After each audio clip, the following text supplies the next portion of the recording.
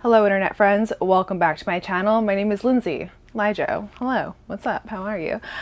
Today I'm going to be talking about the most attractive quality in anyone.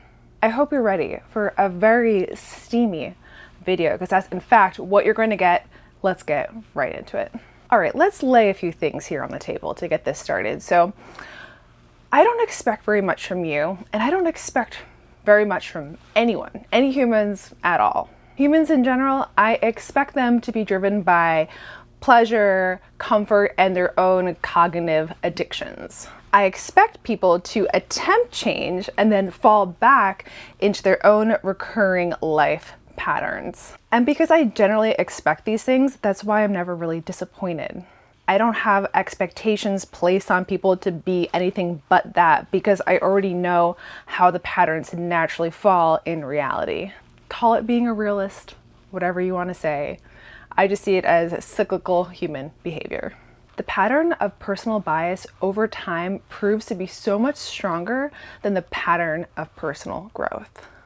I expect a pattern of unimpressive behavior and live a life free of disappointment. But to be honest, typical unimpressive behavior is not really a turn on. Let's talk about what actually is. So for me, the thing that really gives my body like energy and life and just like brings up my frequency to a new level, when someone acts against their cognitive biases and mental programming to induce suffering on themselves to expand their own mind. Is it hot in here or is it just me?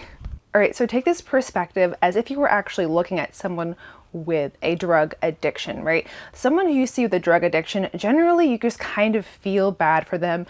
You want to help them, maybe you try to help them. They keep going into their same cycle of behavior.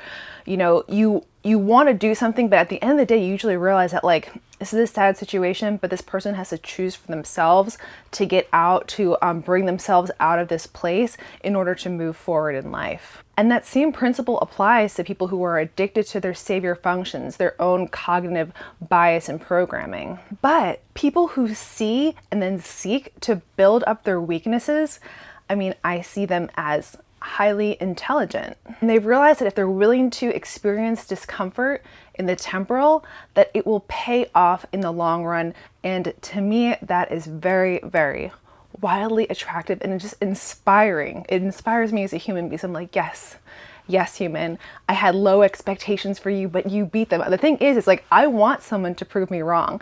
I want people to prove the patterns incorrect. When someone fights against that pattern and they change it for themselves, wow. Male, female, what a human. What a human.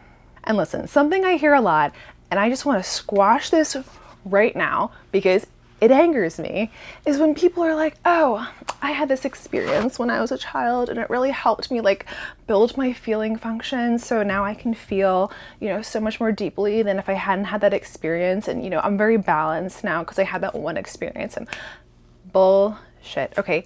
Building your lesser functions is a regular routine. It's a system of practice within your own mind and your own self that you are tying yourself to in order to get progress over time. It's not a one and done, put a band-aid on it, now it's fixed situation. No, because the thing is you're always going to be good at your saviors. You're always going to be good at your natural cognitive programming, right?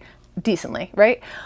But your lesser functions, they're going to require practice and maintenance over time, always, right? And the thing is if you get really good at practicing and building up those lesser functions, heck, you can be better at them than someone who has them as a savior.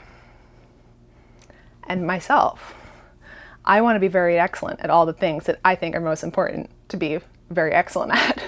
So to conclude this video, why is this so hot? Why is this so attractive, especially to me as an INTJ?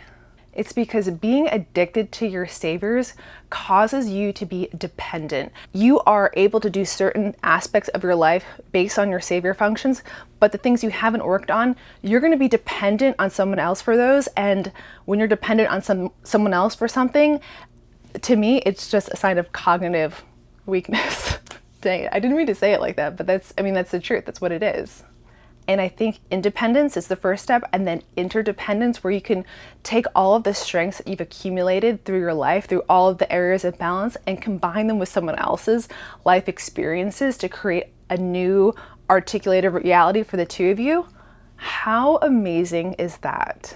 Forcing the growth, forcing the pain to work through the things that your mind does not want to do because it doesn't feel good or it feels uncomfortable, and then being able to achieve that independence and then interdependence, I think is one of the most attractive qualities, the most attractive quality in any human.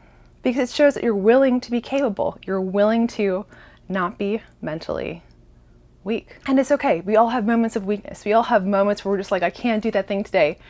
That's okay. That's part of the human experience. The thing that makes it so admirable is, like, even when you have a bad day, that you get up the next day and you say, I'm going right back at it as if yesterday never happened. All right, friends, that's it for this video. If you'd like to book time with me, my link for Snug is below. Like and subscribe if you haven't already. I will see you in my next video.